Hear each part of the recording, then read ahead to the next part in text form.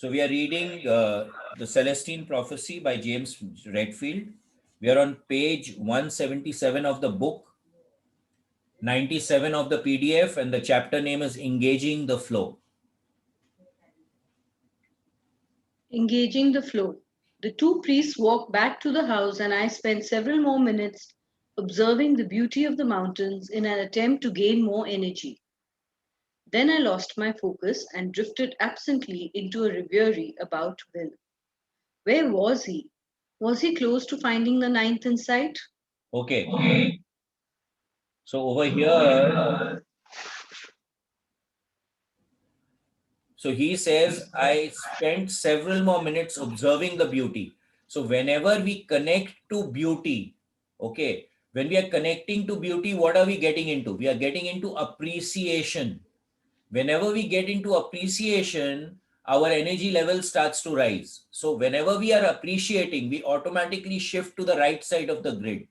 So having gratitude, having appreciation about anything that is happening around us will automatically start to energize us. I imagined him running through the jungle, the ninth insight in his hand, troops everywhere, pursuing. I thought of Sebastian orchestrating the chase. Yet, in my daydream, it was clear that Sebastian, even with all his authority, was wrong, that he misunderstood something about the impact the insights would have on people.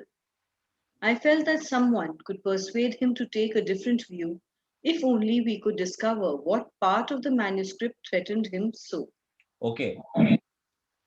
So now what is happening? He has gone into an altered state of consciousness and he is imagining or thinking of something.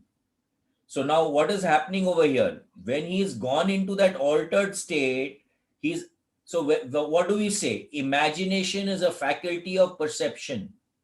So you can use imagination also as a tool to be able to actually see into the future. So what is he doing over here? He's actually tapping into the future scenario. Again, the future is always a probability. It is never a surety. Now, it has been said that as soon as someone predicts something, you affect that prediction that you've made. So it may not manifest because you make other people aware that if we are going to follow this path, then that is what is probably going to happen. So people can switch the what they are doing. So the future that you predict, it may turn out to be totally something else. But over here, what is happening? He's connecting into the future and actually sensing what is going to happen. Now, whether it will happen or not, I don't know. But this is what is happening. So he's gone into a dream state, kind of a state, and this will be something like an alpha theta state where he's daydreaming. Okay, and he's gone into that state and accessing something out there. As I mused over this thought, Marjorie popped into my mind. Where was she? I pictured seeing her again. How might that happen? The sound of the front door closing brought me back to reality. I felt weak and nervous again. Sanchez walked around the house towards where I was sitting. His pace was quick, purposeful. Okay, now over here. So now he suddenly starts thinking of Marjorie also. So again, this is also a little bit of predictive that, yeah, he may be going and seeing her also. He sat down beside me, then asked, "Have you decided what to do?" I shook my head. "You don't look very strong," he said. "I don't feel very strong." "Perhaps you're not being very systematic in the way you build your energy."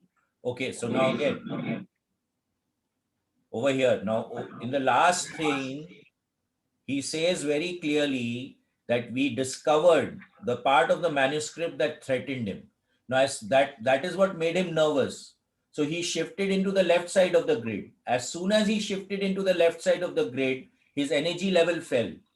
And Father Sanchez, when he came and sat next to him, he caught on that he is not using the tools to energize himself again. It's the same thing that we are doing, that today when we are in the left side of the grid, what are the tools that we can use to shift to the right side of the grid. Whether it's a mindset change, whether it's going into F10, whether it's going into F12, doing heart focus breathing, using the reball, whatever strategy we need to use to build our energy back so that we come back into resilience and equanimity becomes extremely important. So he clearly says over here, you're not being very systematic in the way that you build your energy. So always we are constantly using energy. So we constantly need to rebuild our energy. Okay. So it's very important to be aware that we are like machines also, right? We need to feed in the fuel and then use that fuel. So feeding the fuel becomes also very important. What do you mean?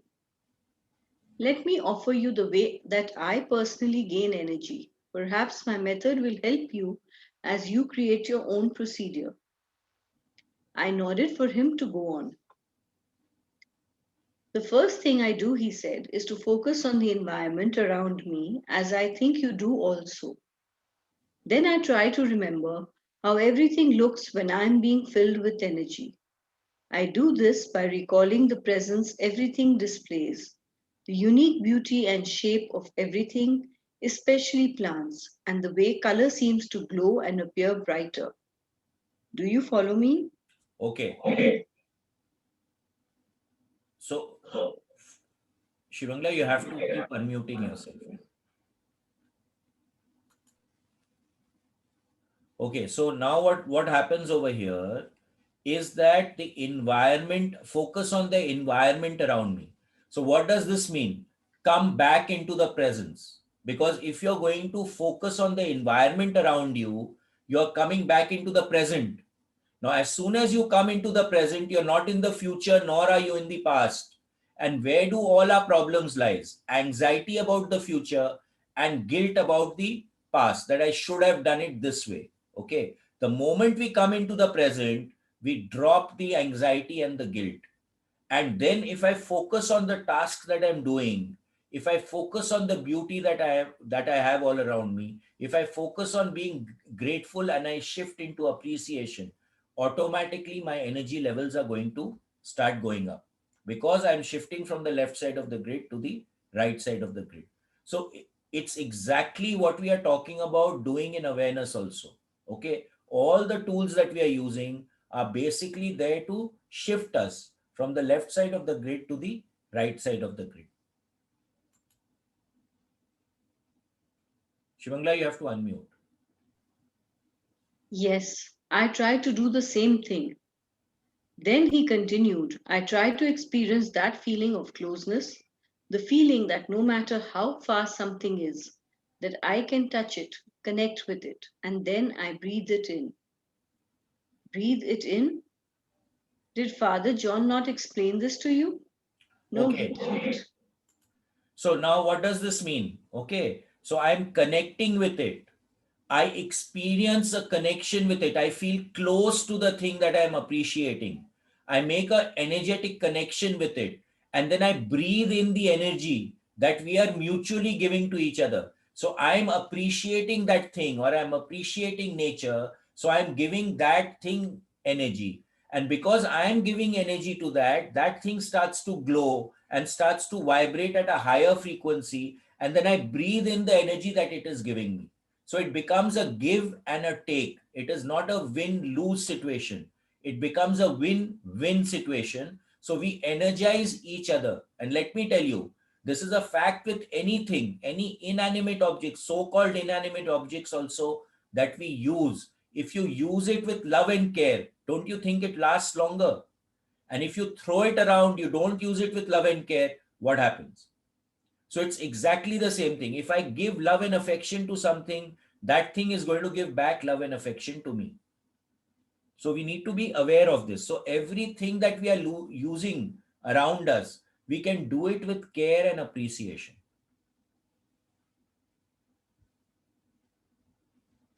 Where does it mean that it's actually living in the present when all it comes down Absolutely. to That is actually exactly what it is that saying. living in the present? So what are we saying? In awareness also, what are we saying? When you're going into a F10 state or you're going into the F12 state, you become very present. your consciousness expands, but you become very present. You go into a state of no thought. So when you're in a no thought state, you are absolutely present. You're totally in equanimity. And that is where the game lies, because every action, everything is happening in the now. That is what we read in the Power of Now. When we did Power of Now in our book reading, that is what Power of Now said, that everything is happening in the now. It is not happening in the future and it is not happening in the past. So the more present you can become, the more effective and efficient you can become. And the more you're jacking into the flow, because the flow is also happening in the now, it is not happening in the future or the past. Sanchez appeared confused. Perhaps he intended to come back and tell you about it later. Often he's very dramatic.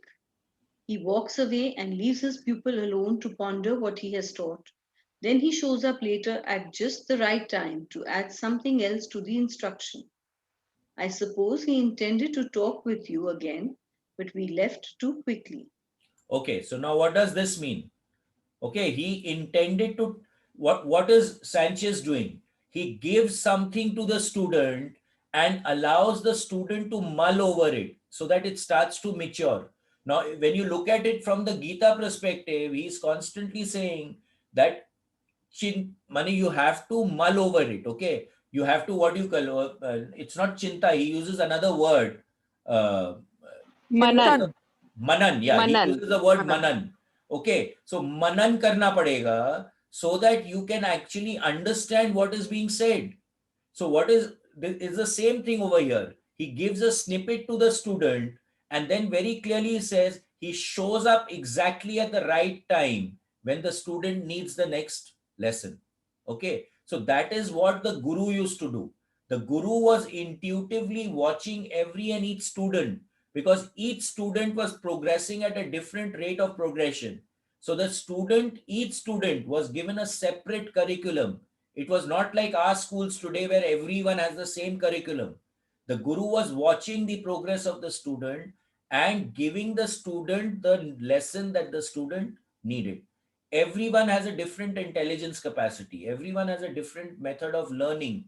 So depending on the student's learning of method of learning, the lesson was given to the student. So it's exactly over here. He then shows up later at just the right time to add something else to the instruction. So it's a progressive instruction style. I'd like to hear about it, I said. Do you remember the feeling of buoyancy that you experienced on the ridge top? He asked. Okay, now this Yes, is also important. So now, when he was on the ridge, he actually saw the entire history of mankind flash through him. Okay, so he went into an altered state of consciousness. When you go into an altered state of consciousness, you actually feel the buoyancy. Now, today, all the people who've experienced the excursion workshop would say that, okay, when you go into F10 or you go into F12, you actually experience that buoyancy, that lightness, that expanded state. Okay, so that's exactly what he felt over here. You remember the feeling of buoyancy that you experienced on the top of the ridge. So what is he saying? That feeling that you had when you had went and were there in the top of the ridge, remember that feeling. So in the workshops also, what do we say? Remember the feeling that you had when you were in that state of consciousness and connect to that state. Automatically you will start getting rejuvenated.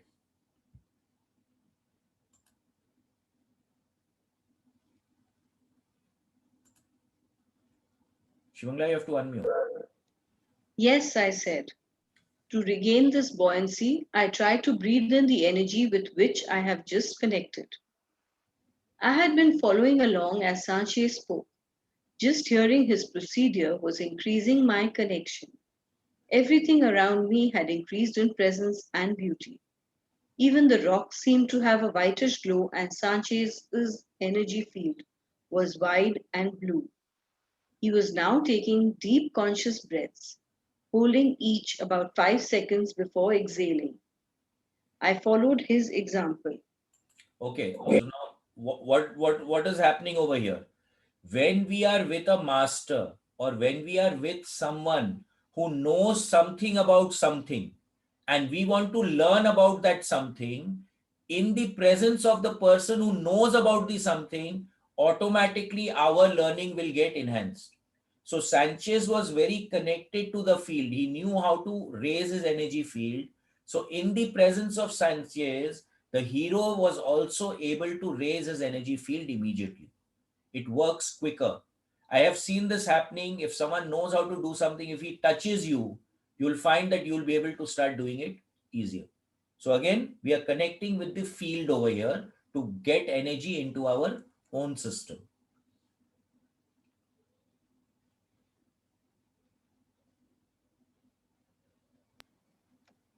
When we visualize, he said, that each breath pulls energy into us and fills us like a balloon, we actually become more energized and feel much lighter and more buoyant. Okay, so now what does this mean? Again, the breath is extremely important. That's why it's in all cultures, there's a lot of focus on breathing. In awareness itself, we've had at least 4 or 5 people talk about different methods of breathing. We are doing pranayam every day, 5 times a week now. So what is that? The breath becomes very important. When you look at heart math, what is the first step? Regulation of your breathing to reduce the stress in your system.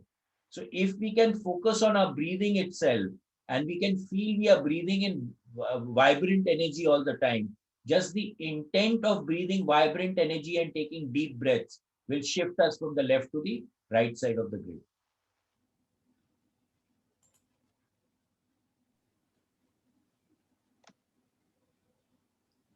After several breaths, I began to feel exactly that way. After I breathe in the energy, Sanchez continued, I check to see if I have the right emotion. As I've told you before, I consider this the true measure of whether I'm really connected. Okay, so now what is this implying? Where am I? What is my state of being? What is my state of consciousness? What is the state of consciousness with which I'm operating? So this comes exactly into our resilience grid. Which side of the grid am I operating from? And then he says in the next line, am I really connected? So where am I operating from? And he says here, are you speaking of love? So when you're speaking of love, which side of the grid are you in? On the right side. Okay.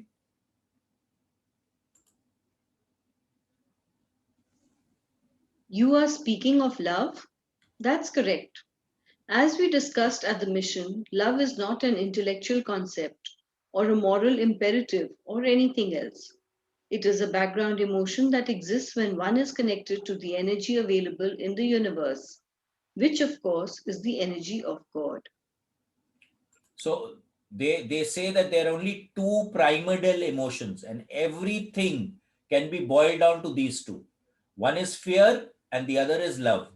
When we are operating out of love, we are uplifted. When we are operating out of fear, we are downgraded. Today, now, if you're getting angry at someone, if you really break it down, why are you getting angry? Because you fear that something may not happen, or you fear that you will lose something. Okay.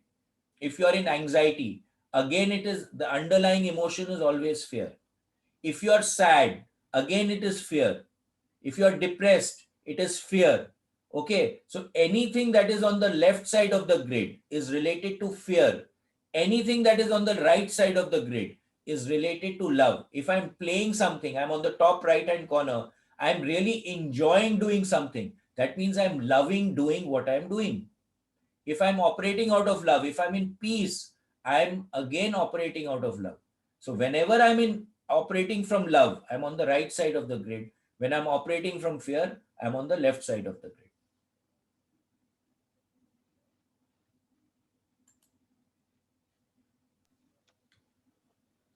Father Sanchez was gazing at me, his eyes slightly out of focus. There, he said, you've reached it. That's the level of energy you need to have. I'm helping you some, but you are ready to maintain it on your own. What do you mean you're helping me some? Father Sanchez shook his head. Don't worry about that now. You learn about it later in the eighth insight. So now what happened? Father Sanchez is very aware that his presence is allowing the hero to build his energy. So he's supporting the hero. Now today when we are meeting together like this, okay, we are talking, what are we doing? We are raising each other's level. That is what community is all about. That is what helping each other is all about. So when we support someone, not in a depressive way, okay, many times there is a distinction between care and over care. If I over care, then I'm becoming the intimidator. Okay, I'm playing the power game. But if I really just care and the underlying emotion has to be love. If I'm over caring, the underlying emotion becomes fear. Think about what I'm saying. When you're overly concerned about someone, you're scared that something wrong will go with that person. But if you simply care, it is operating from love. So whenever you're in the presence of someone who's out to really lovingly help you, then your energy level automatically starts to rise.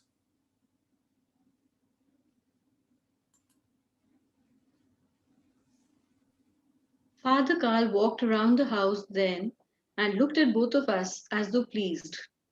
As he approached, he glanced at me. Have you decided yet? The question irritated me. I fought against the resulting loss of energy. Okay, so now what happened to him? He does not like to be pushed into doing anything. So as soon as that Father Carl asked him the question, he will revert back into his old model of handling a situation which he doesn't like. Okay. So, and what is the hero's drama? His drama is aloof. So he will tend to draw back and he will not engage the conversation. Now it's a very simple question, right? That has been asked by Father Carl. Have you taken a decision? It is no big deal. But it triggers something in the field of the hero and he goes back into his old drama. So this is very similar to when we are clearing the biofield in a person's in the field. What comes up in the field is what the person will be reacting to or what is resonating in the field of that person. So you can be very sure that that pattern will be repeating in the person's life if it is there in the field. So the pattern of the hero is that he goes into an aloof drama. Okay.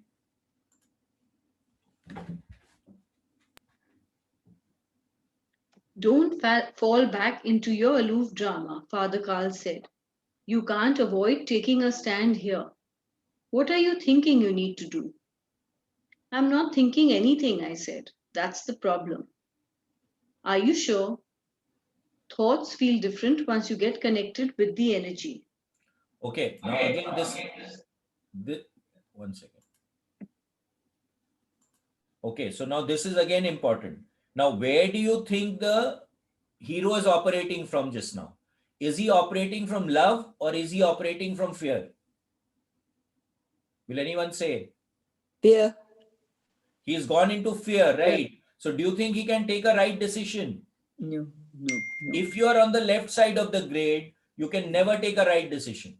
So when we want to take a decision, we need to become aware of where I am operating from. If you're on the left side of the grade, I would suggest avoid taking a decision at that time. Because what is the base of that decision? It is a downward trending energy field. It is not an upward lifting up energy field. So whenever you're taking a decision, become aware ki where am I on the grid and then take a decision. Okay, so now what does he say here? Thoughts feel different once you get connected to the energy. So when I'm connected, the way that I think, the way that I will perceive will be very different from the way that I perceive and think when I'm not connected.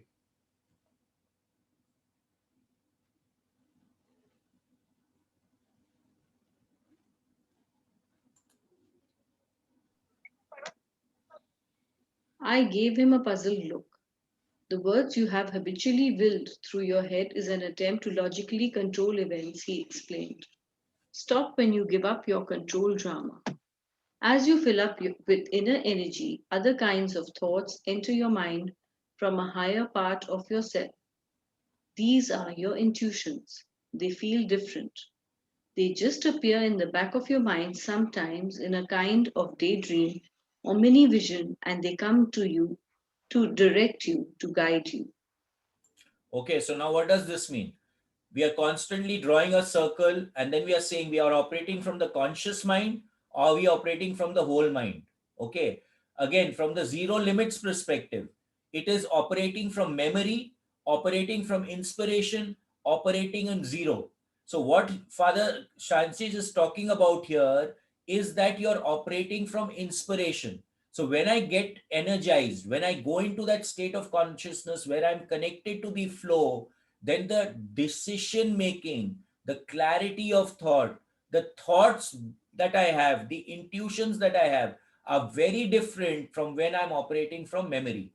Now, memory will generally be associated with the past and anxiety about the future. But inspiration doesn't deal with past and future. It deals with what you need to do now. So when you operate out of inspiration, that is where the first thing also starts to operate. The first insight was talking about spontaneity. Swata, it comes automatically into your life. So anything that comes itself into your life is coming from inspiration. And we need to learn how to say yes instead of saying no. What we are doing most of the time is that we want to logicalize everything and we think that with the small consciousness we know everything. The more we jack into the flow, the more we can get inspired, and one thing will lead to the other. We have to allow it to manifest rather than control its manifestation.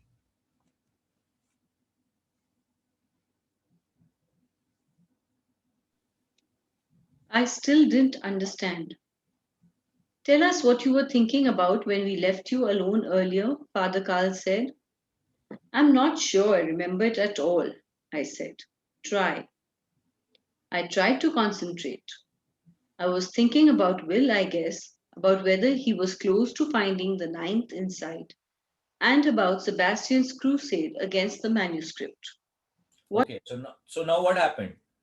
So what is Father Sanchez doing over here? He is simply making the hero aware of what is happening. Now, what are we doing over here?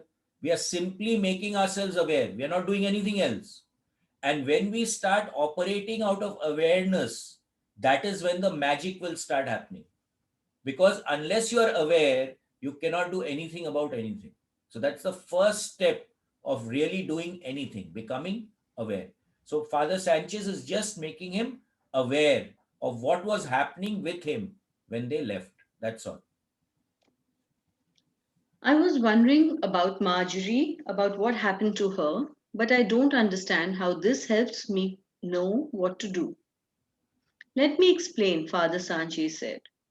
When you have acquired enough energy, you are ready to consciously engage evolution, to start it flowing, to produce the coincidences that will lead you forward. You engage your evolution in a very specific way. First, as I said, you build sufficient energy. Then you remember your basic life question, the one your parents gave you, because this question provides the overall context for your evolution. Next, you center yourself on your path by discovering the immediate smaller questions that currently confront you in life. These questions always pertain to your larger question and define where you currently are in your lifelong quest. So what is he saying? One step at a time. Okay. First step is to empower yourself, to engage the energy field, to jack into the flow. Once you do that, you allow the flow into your life. You allow the coincidences to start taking place and you concentrate on the smaller things. So, whatever comes up, you do it. Whatever comes up, you do it. Whatever comes up, you do it. And when you add all these smaller things that are happening, you will find they ultimately lead you to where you actually needed to be. instead of attempting to logicalize everything, to actually, use the left brain to actually have concrete proof about everything, we need to take a leap of faith. When we do that and we allow the universe to guide us as to where we need to go, that's when the magic starts to happen.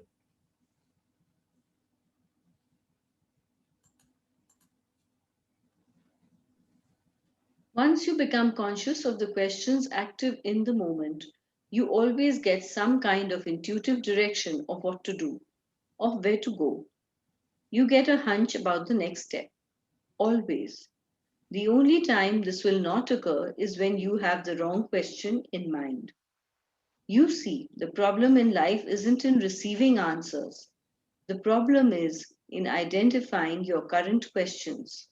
Once you get the questions right, the answers always come. Okay, so now, those of you who've done the excursion workshop, this is exactly what we are doing in problem solving in Focus 12.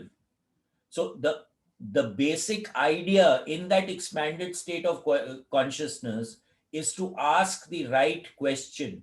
If you do not ask the right question, you're not going to get the right answer. So the ability to understand what to ask can happen only when you are empowered, when you are energized. So you get to ask, you're inspired to ask the right question. Okay. And when you ask the right question, you will always have an hunch with the answer. There was a story where they said that you have two choices. Now you take a coin and you flip the coin and you say that heads is this one and tails is that one. As soon as you flip the coin, you wish it will come either heads or you wish it will come to tails, and you know your answer. So, regardless of what the coin throws up, as soon as you flip it, you know your answer. Are you all getting what I'm saying? Because you've got the hunch as to which one you should go with, or what is it that you really want to do. So, you connect with that answer. Okay.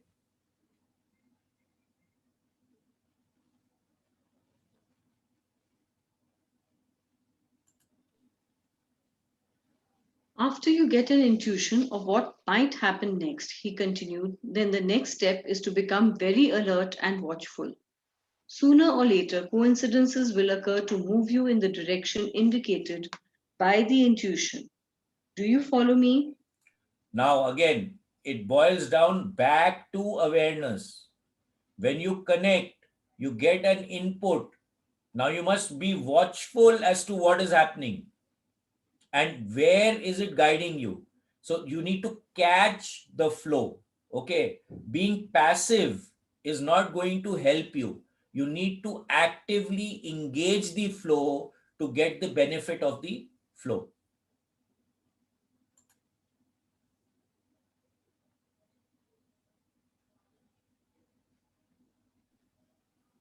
I think I do. So he continued, don't you think those thoughts of Will and Sebastian and Marjorie are important? Think about why these thoughts are coming now, considering the story of your life. You know that you came out of your fancily wanting to find out how to make the spiritual life an inwardly self enhancing adventure, right? Yes. Then, as you grew up, you became interested in mysterious topics. You studied sociology and worked with people, although you didn't yet know why you were doing these things. Then, as you began to wake up, you heard about the manuscript and came to Peru and found the insights one by one. And each has taught you something about the kind of spirituality you seek. Now that you've become clear, you can become super conscious of this evolution by defining your current questions and then watching the answers come. Okay, so now what happened? Now you have to go back, and this is basically his life story. So, where are the coincidences taking him? And has he accepted the coincidences to move forward in life? Basically, that's it. The more aware we become, the more guidance we will get. provided we act on the guidance that we get. So, acting on intuition becomes extremely important for us to move forward. Because if you start logicalizing it, then what happens is you get stuck again in a pattern. You'll get stuck. You'll go back to square one because your dramas, your habits will immediately kick in if you are going to stagnate even for a moment. So you need to constantly be aware and keep moving forward rather than stagnating. I just looked at him. What are your current questions? He asked. I guess I want to know about the other insights, I said. Especially, I want to know if Will is going to find the ninth insight. I want to know what happened to Marjorie, and I want to know about Sebastian. And what were your intuitions suggesting about these questions? I don't know. I was thinking of seeing Marjorie again and of Will running with troops chasing him. What does it mean? Where was Will running? In the jungle. Perhaps that indicates where you should go. Equitos is in the jungle. What about Marjorie? I saw myself seeing her again. And Sebastian? I So, so, fantasize. so what was happening here? He saw that vision. Now Father Sebastian is making him make the connection between what he saw and what he must do. So again, we need to understand that when we are going into these expanded states, we need to develop a language of our own. We have to understand because it's not in our जैसे अपने बात करते हैं, it's not like that. You have to develop your own decoding technique. How are you going to communicate? What do you understand from that communication starts to become very important. So what Father Sanchez is basically doing for him is that he's attempting to explain to him how to decode his vision.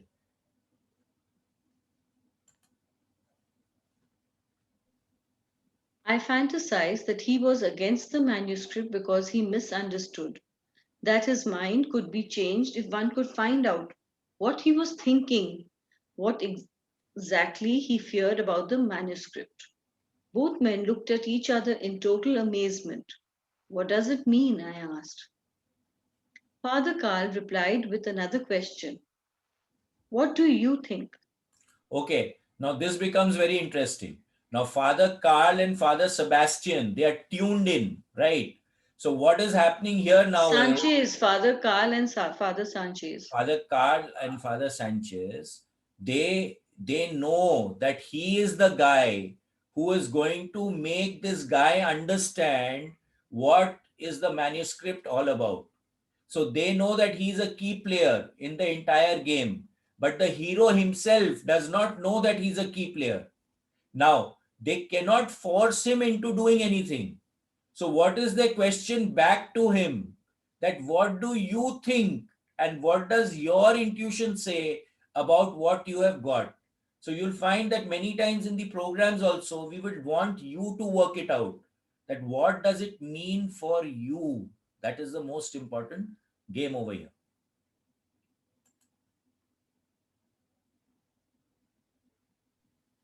For the first time since the ridge top, I was beginning to feel fully energized again and confident. I looked at them and said, I guess it means I should go towards the jungle and try to discover which aspects of the manuscript the church dislikes. So, now what happened? Because he was energized, he was in the company of people who were operating at a higher frequency of vibration, at a higher state of consciousness. His consciousness also shifted and he got clarity. Now, with the words which are written, where do you think he's operating from? The left side or the right side of the grid? Will anyone answer? Right side, Will. Absolutely on the right side. So now he really knows what he needs to do. Do. Okay. So now when you know what you need to do, automatically things become easier because things start to fall in place. When there is a confusion in your mind, you do not have clarity of thought, it becomes difficult to move anywhere.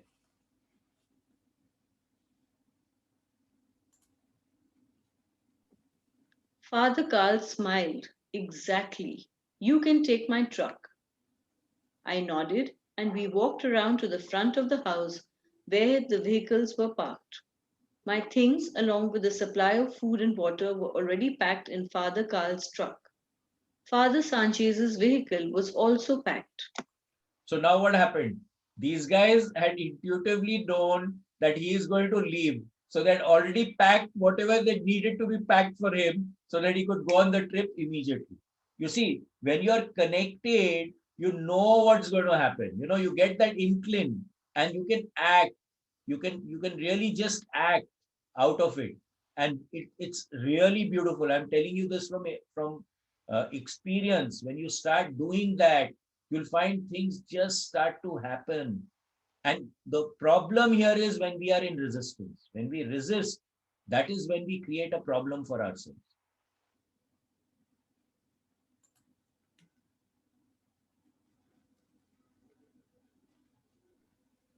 I want to tell you this, Sanchez said. Remember to stop as often as necessary to reconnect your energy. Stay full, stay in a state of love. Remember that once you achieve this state of love, nothing nor anyone can pull more energy from you than you can replace. In fact, the energy flowing out of you creates a current that pulls energy into you at the same rate. You can never run out. But you must stay conscious of this process in order for it to work. This is especially important when you interact with people. So, what is he talking about? Resilience.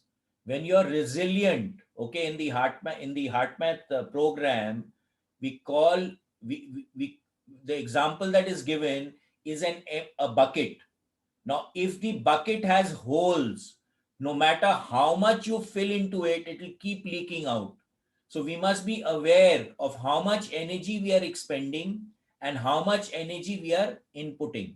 So when you get into these higher states, when you find your space in these higher states, you can just go there, jack in, rejuvenate, and then come back. So the rejuvenating of energy, bringing back and pulling back the energy becomes extremely important, because if you overgive your energy, again it becomes a problem. So the point here comes that are you doing, or you allowing the universal consciousness to do it? So when we are using the reball, what are we doing? We are connecting to the higher state of consciousness, and we are allowing or intending for the universal consciousness to do what needs to be done. We are not doing it. If you start doing it, you will find that you will start depleting and getting depleted of your energy. So he's saying over here very clearly that be aware of whether you are getting depleted or not. And for that, you need to keep connecting back to that state of love, that state of appreciation, the state of gratitude, so that you keep rejuvenating yourself. And then once it becomes a habit to stay in appreciation, to stay in gratitude, then it becomes a current. Whatever you are expending, it will automatically start getting rejuvenated. So you create a feedback loop, which is not a, again, it's a pattern, but it's an uplifting pattern, not a depleting pattern. But if you see ourselves, most of the time we've got depleting patterns going, which is pulling us down. So we need to transcend these depleting patterns and convert them into uplifting patterns, which are constantly feeding us and taking us up. He paused. Simultaneously, as if on cue, Father Carl walked closer and said, You have read all but two insights, the seventh and eighth. Seven deals with the process of consciously evolving yourself, of staying alert to every coincidence, every answer the universe provides for you. So this becomes important. So again, it boils down to awareness, being aware of what is happening. What is the it's basically about decoding whatever the universe is bringing up to us in our conscious awareness, and then acting on it. He handed me a small folder. This is the seventh. It is very short and general. He continued, but it talks about the way objects jump out at us, the way certain thoughts come as guidance. As for the eighth, you will find it yourself when the time is right. It explains how we can aid others as they bring us the answers we seek. And further, it describes a whole new ethic governing the ways humans should treat each other in order to facilitate everyone's evolution. So now it talks about the way objects jump out at us. So, for example, if I'm walking in the bookstore and a book falls out, now what does that mean? The object is jumping out at me. If I'm looking somewhere and my attention goes to something, then automatically I need to pay attention. Okay. I'm walking and someone approaches me and suddenly tells me something. I need to pay attention to it. I'm watching a TV program and suddenly something in the program really jumps out at me and hits me. I need to pay attention. So the point here is all about awareness and about paying attention. And of course, the eighth insight is about supporting and helping each other to grow. Why can't you give me the eighth insight now? I asked. Father Carl smiled and put his hand on my shoulder. Because we don't feel we should. We must follow our intuitions also. You will get the eighth insight as soon as you ask the right question. So now, whenever we start operating at a higher state of consciousness, you are going with guidance. Okay, so you will be intuitively aware as to whether you should do something or it is not to the greater benefit, and you will operate at a higher state of consciousness. So they may have the eighth insight with them, but they're intuitively told not to give it to him, because if you give something to someone when the person is not ready, then the person is going to reject it and then they will never get it. Okay. So this is something that people who are into spirituality need to understand.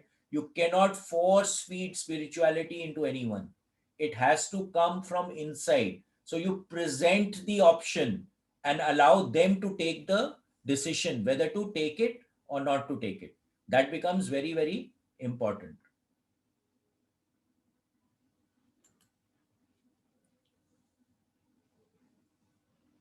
I think we can stop here also.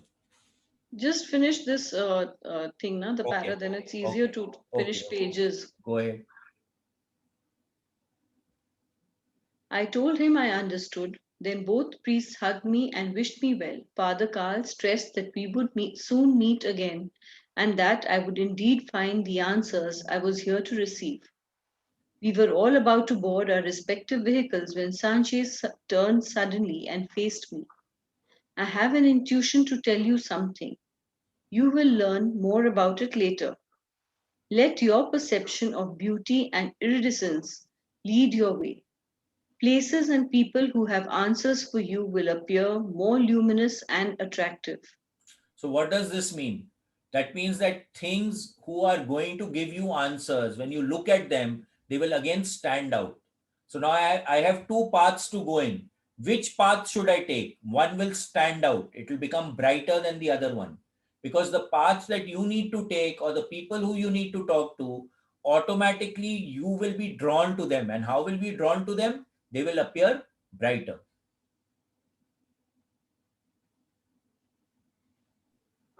I nodded and climbed into Father Carl's truck, then followed them down the rocky road for several miles until we came to a fork. Sanchez waved out the back window as he and Father Carl headed east. I watched them for a moment, then turned the old truck north towards the Amazon basin. A Okay. surge of impatience rose up within me.